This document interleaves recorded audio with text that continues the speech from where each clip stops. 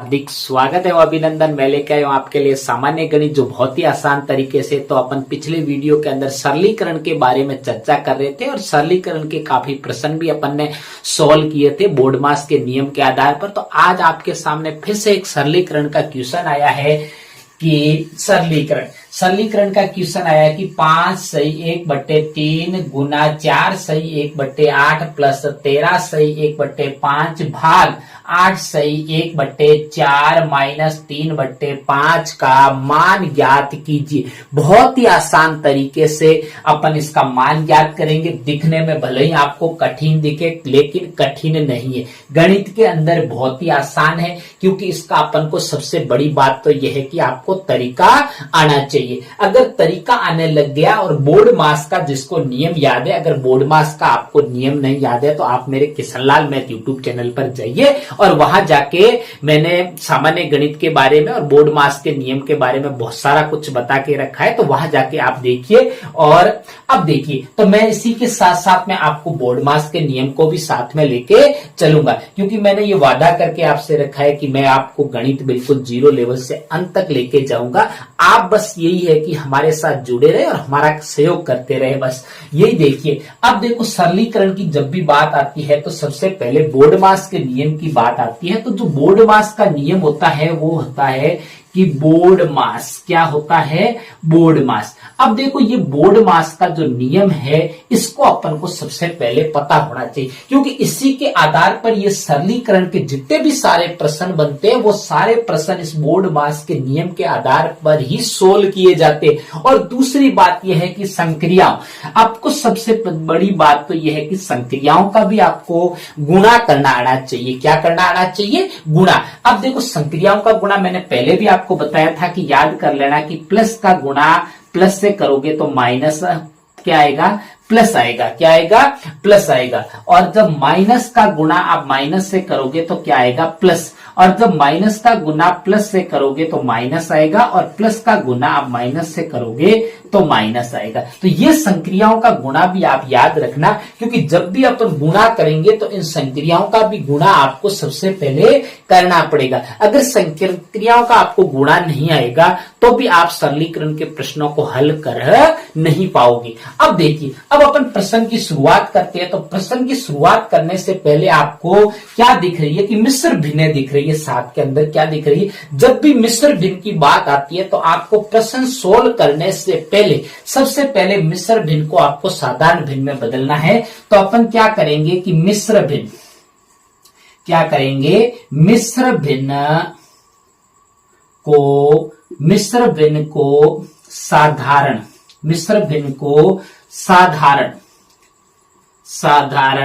भिन्न में बदलने पर अब देखो, आपको अभी लगता तो है कि सर आप ट्रिक से करवाओ, लेकिन आप मेरा एक ही दावा है कि आपको अगर गणित सीखना है और गणित के अंदर आगे बढ़ना है तो ट्रिक को भूलना है पहले, और सबसे पहले आपको पूर्ण विस्तार से करना आना चाहिए। फिर तो अपन अगर आपको पूर्ण विधि से करना आएगा तो आप अपने आप एक साथ में सारी प्रक्रियाएं करना शुरू कर दोगे और ट्रिक के अपने आप आपको पता है। अब पहले से आप ट्रिक के पीछे भागोगे तो कभी कभी ऐसे भी प्रश्न आएंगे, आपको समस्या खड़ी कर देंगे कि प्रश्नों को सोल्व कर ही नहीं पाओगे। अब देखिए, आपको सबसे पहले कुछ नहीं करना, 5 तिये 15, 5 का 3 से गुणा करना है, 5 तिये 15 और अंश को जोड़ना है 15 और ये कितना होता है 16। कितना होता है 16। तो 16 बट्टे हर में वही संख्या रहेगी जो पहले हर के अंदर थी, 3 थी तो 3 बट्टे में दे दिया। अब 2 गुणा का चिन्ह लगाना है और 4 का 8 से गुणा करना है। तो 8 चौके 32 और 1 कितने होते हैं 33। 32 और 1 कितने होते हैं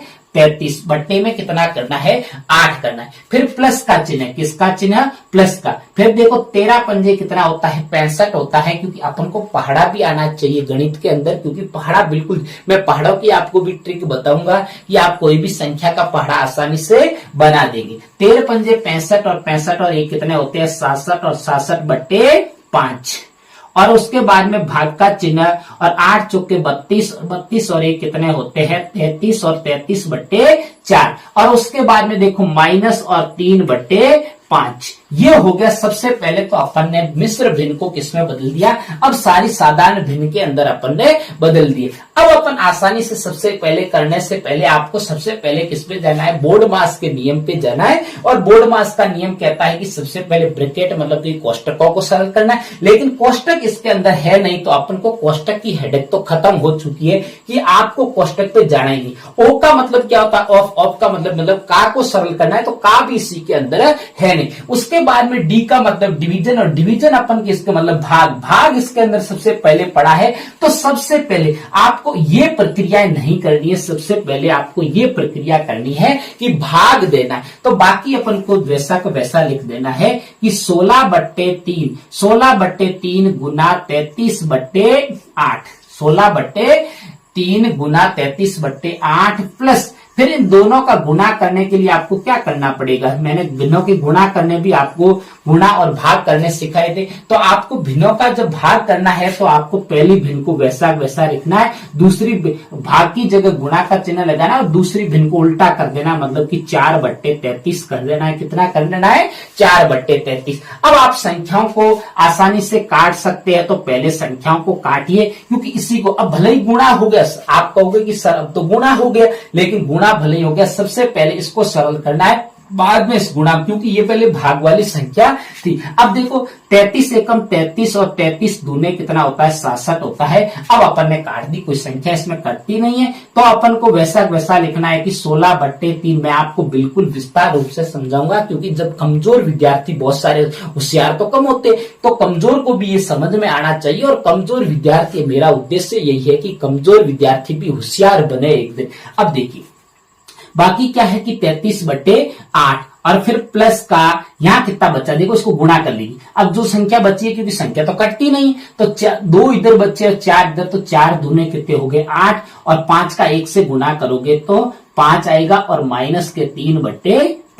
यहां तक समझ में आया? मुझे उम्मीद है कि आप सबको यहां तक बहुत ही आसान तरीके से समझ में आया। अब अपन को क्या करना है, उसके बाद में भाग पूर्ण होने के बाद में m का मतलब मल्टीप्लाई, मतलब कि आपको गुणा को सरल करना है। तो ये आपके सामने सबसे पहले गुण, ये प्रक्रिया आपको यथावत रखनी है। तो अपन सबसे पहले क्या करेंगे, गुणा को करेंगे। क्या करेंगे, गुणा को। अब देखो गुणा को करने के लिए आप काट दीजिए, आसानी से काट सकते हैं। 8 एकम 8 और 8 दूने 16, 3 एकम 3 और 3 का 33 में भाग 11 बार जाएगा, क्योंकि 11 ये कितना होता है, 33 होता है। अब कोई संख्या कटती नहीं, तो यहां लिख दीजिए 2 का 11 से गुना करोगे, यहां कितना बचा है, 2/1 में लिख देता हूं, 11/1 और प्लस के 8/5 माइनस के 3/5। अब देखो गुना करना है, तो गुना तो अब कोई संख्या कटती नहीं है, तो गुना अंश का अंश से और हर का हर से गुना करेंगे। तो 2 का 11 से गुना करेंगे तो कितना होगा, 11 दूने 22/1 का 1 से गुना करेंगे तो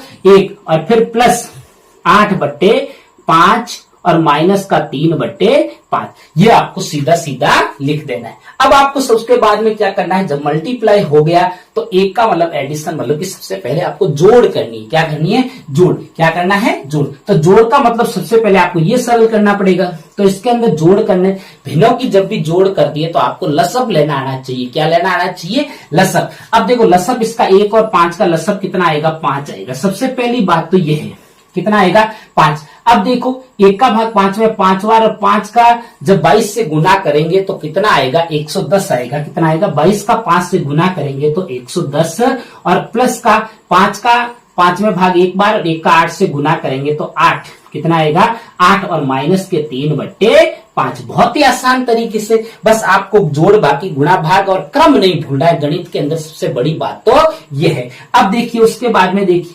110 और 8 कितने होते हैं, 118।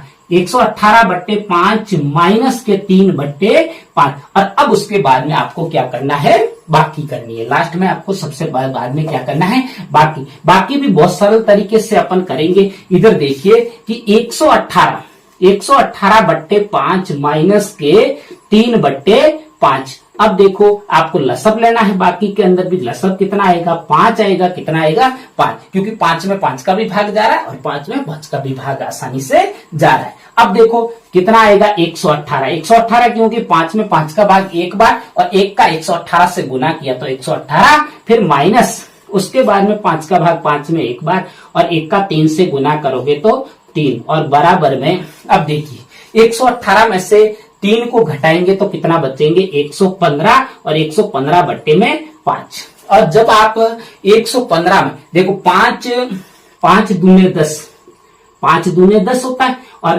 फिर कितने 15 और 5 दिए 15 मतलब कि 23 आंसर आ गया। कितना आंसर आ गया 23। देखो बहुत ही मैंने आसान तरीके से और सरलतम तरीके से आपको समझाया कि इतनी बड़ी संख्याओं का बिल्कुल अपन आसानी से 23 आंसर लेके आए। तो मेरे अगर पढ़ाने का तरीका आपको अच्छा लगे तो मेरे चैनल को सब्सक्राइब करना और आगे अपने प्यारे प्यारे दोस्तों को शेयर करते रहना। तब तक